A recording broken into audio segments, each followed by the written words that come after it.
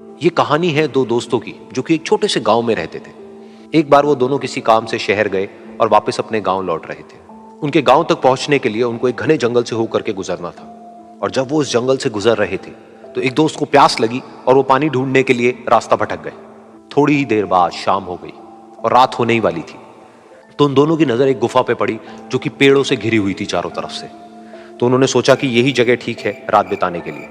तो दोनों ने कुछ लकड़ियां इकट्ठी करी, उस गुफा के अंदर गए और आग जला करके वहां पे बैठ गए। रात का वक्त था, गुफा के अंदर आग जल रही थी, बाहर बिल्कुल अंधेरा था और कुछ जानवरों की आवाजें आ रही थी। तो उन दोनों में से जो एक दोस्त था वो अंदर ही अंदर डरने लगा, क्योंकि उसने भूत प्रेतों की बहुत कहानियां सुनी थी कि रात के वक्त जंगल में कुछ भयानक आत्माएं भटकती हैं और अगर उनको कोई ऐसा भटका हुआ आदमी मिल जाए तो उसको नहीं छोड़ती।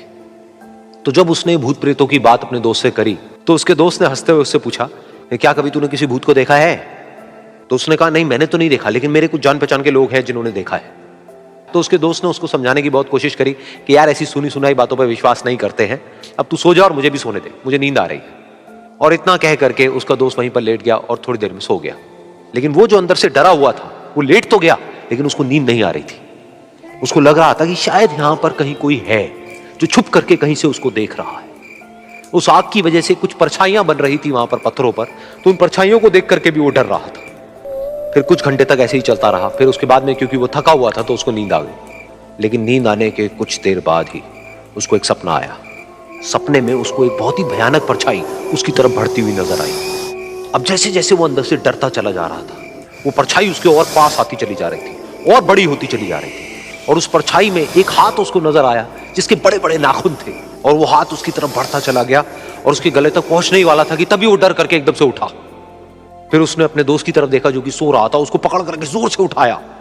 फिर उसने अपने दोस्त को बताया कि उसके साथ में क्या हुआ। तो उसका दोस्त फिर हंसने लगा। फिर उसके दोस्त ने उसको कहा, अब अगर दोबारा से तुझे वो परछाई दिखे तो तू वही कहियो जो मैं तुझे कह रहा हूं कहने के लिए, फिर देखते हैं वो परछाई तेरा क्या करती है। तुझे अपने अंदर ही अंदर बोलना है, मैं तुझसे नहीं डरता, सामने आ। तो उसके दोस्त ने वैसा ही किया। थोड़ी देर बाद दोबारा से उसको सपने में वही परछाई नजर आई और वो परछाई धीरे धीरे उसकी तरफ बढ़ने लगी।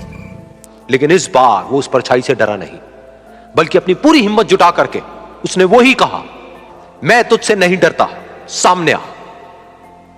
मैं तुझसे नहीं डरता, सामने आ। मैं तुझसे नहीं डरता, सामने आ।